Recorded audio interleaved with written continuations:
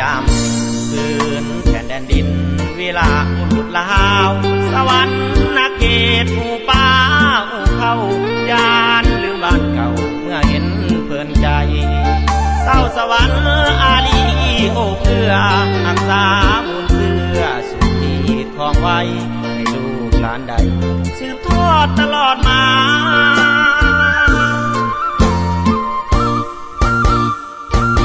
จะพาไปบุญผู้แต่เปิงสีโคตะบุญใจปีโดกแต่ข้าวก่อนถือว่ามีบุญ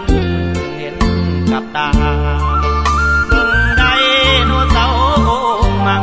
สะดีลิงขางคงสร้างป่าป่าไม่พ้นแสนหาจะหาใส่แท้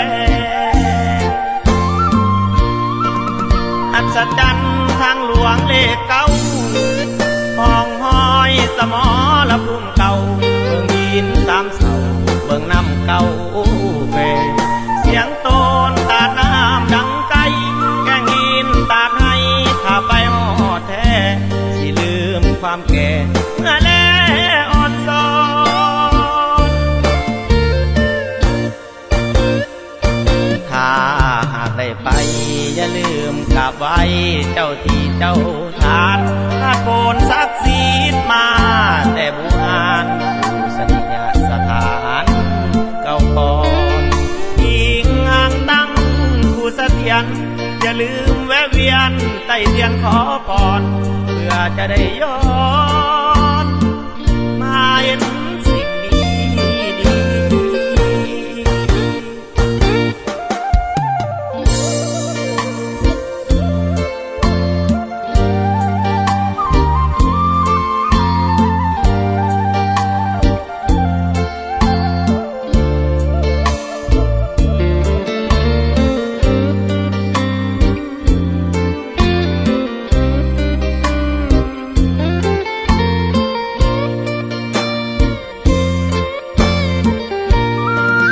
อัศจรรย์ทางหลวงเลขเก้า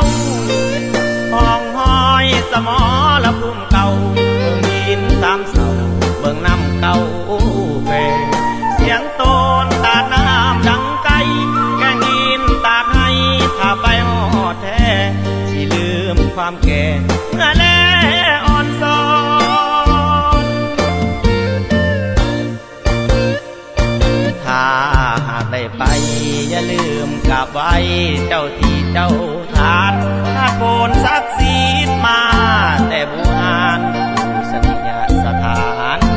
เก่าก่อนยิงห่างตั้งผู้เสถียรอย่าลืมแวะเวียนใต้เทียนขอพรเพื่อจะได้ย้อน